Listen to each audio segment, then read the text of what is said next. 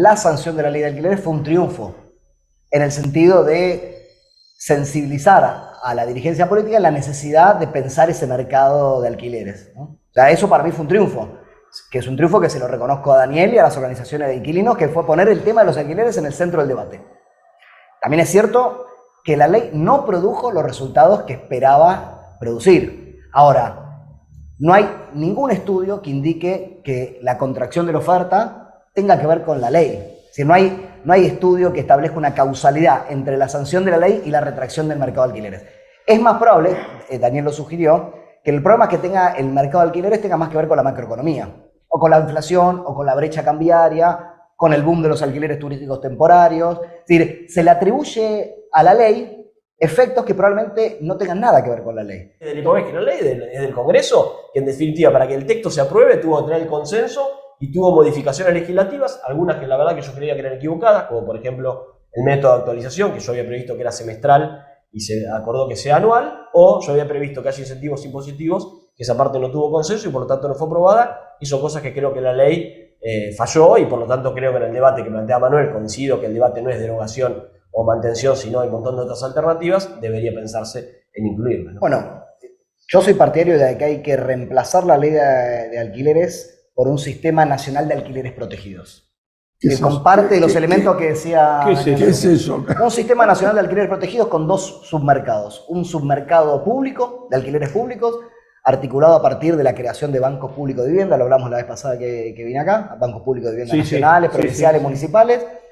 Ordenar, alinear todos los instrumentos urbanísticos para alimentar ese banco público. Es decir, que los gobiernos nacionales, provinciales y municipales tengan un stock de vivienda pública para ofertar, ya sea para poblaciones vulnerables que no pueden acceder a un alquiler de mercado, o para fijar precios de alquiler al resto del mercado. Entonces, un sistema nacional de alquileres protegidos con un submercado público y otro submercado privado, donde, por ejemplo, en tren de aumentar la oferta, uno pueda articular beneficios impositivos para los propietarios que vuelquen sus propiedades al mercado de alquileres tradicionales. Por ejemplo, yo he hecho el cálculo, si uno articulara bien impuestos nacionales, provinciales y tasas municipales, uno podría garantizarle una suerte de cuota 13 al propietario, es decir, que se le reconozca por la exhibición del conjunto de impuestos y tasas como una suerte de alquiler 13.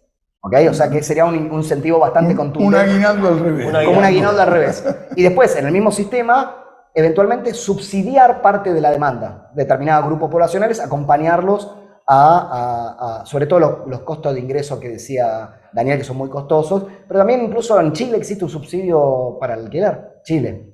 Es decir, que es una referencia habitual en nuestra dirigencia política. Chile tiene un subsidio para alquileres. Entonces, articular incentivos a la oferta para aumentar la oferta, con incentivos de carácter impositivos, y incentivos a la demanda con un subsidio orientado a acompañar a los sectores que más le cuesta convalidar los precios de mercado.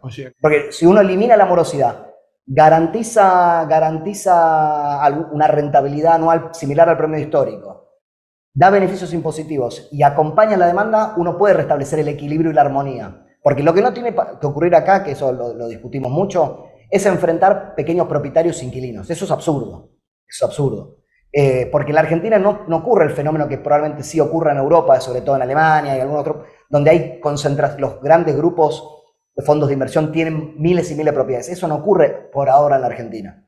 Entonces, no tiene sentido confrontar el pequeño propietario que tiene un departamento para completar su renta con un inquilino. Hay que rearmar el conjunto de incentivos que hace que un propietario se anime a ponerlo en alquiler, y hay que reordenar el conjunto de ayudas para que el inquilino pueda pagarlo. No, en la Argentina yo creo que tenemos que volver al crédito, y ahí, digamos, si me preguntás cuál tiene que ser el rol del Estado, me parece un rol más importante que el Estado de alguna manera empiece a poder ofertar créditos hipotecarios para que la gente pueda comprar su vivienda, porque todavía culturalmente somos de los que creemos que tenemos que tener la vivienda propia. Y uno... Creo que con la actual estructura de la oferta, una estructura de oferta completamente dolarizada, una política de créditos hipotecarios universal, lo único que hace es convalidar la estructura dolarizada de la propiedad en la Argentina y aumenta los precios. ¿Qué es lo que pasó con los créditos UBA? Que fue una experiencia, bueno,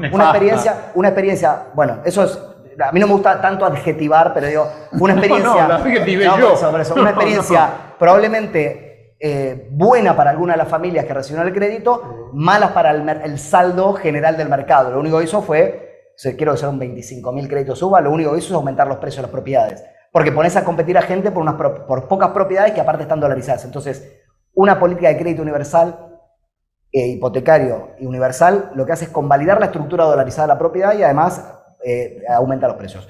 Yo sí estoy de acuerdo con políticas de crédito hipotecario, pero tiene que estar calzada sobre una estructura de oferta diferente. Yo creo que hay que salir a movilizar dos elementos que tenemos a disposición, que son la tierra pública y los ahorros de los sectores medios. Estructurarlo en alguna figura jurídica que puede ser un fideicomiso para producir vivienda en pesos accesible para sectores medios. Es decir, apalancar la construcción con los ahorros, el pequeño canuto de la clase media, y completar la brecha entre el ahorro y el precio con un crédito hipotecario, pero calzado sobre esa nueva oferta, que es una oferta que tiene que estar en pesos. Va a ser una política de crédito hipotecario en pesos para esa nueva oferta construida y pensada para comercializar en pesos. No estás de acuerdo. No, me parece que, digamos, no todas las propiedades tienen los mismos niveles de precios en dólares y los alcances. Yo soy diputado de la ciudad, entonces estoy quizás afectado por... Exactamente, es una visión muy de la ciudad de Buenos Aires, que es válida, por supuesto, y iba a decir justamente que Manuel era legislador y por lo tanto es válido desde el rol que él ocupa. Pero a nivel nacional me parece que hay otros elementos, por eso yo hablaba de si nos toca hacer gobierno desde la nación, ¿no? Donde tenemos que considerar otras situaciones que no son las mismas. Daniel dijo una cosa con la que yo comparto. El Ministerio de Vivienda de la Nación, de este gobierno, del próximo, tiene que tener como eje central el mercado de alquileres. Me parece el Ministerio central del mercado de alquileres. O sea, la principal política de vivienda que tiene que tener un gobierno nacional, y si me apurás, los gobiernos provinciales también, es una política de alquiler. Y es, efectivamente, el aspiracional de la vivienda en propiedad es hijo o hija de nuestro estado de bienestar. Y la verdad, y para ser honesto, y para hablar con la verdad y discutir los problemas con la verdad, por varias décadas no vamos a poder satisfacer ese aspiracional de vivienda en propiedad. Entonces, más razones todavía para orientar el presupuesto público, los esfuerzos, la creatividad, la imaginación, las normativas, en pensar en el mercado de alquileres. Porque va a ser ya no un estado intermedio o degradado de habitar, va a ser un estatus permanente en la enorme mayoría de la sociedad. Y no necesariamente eso es menos digno que ser propietario.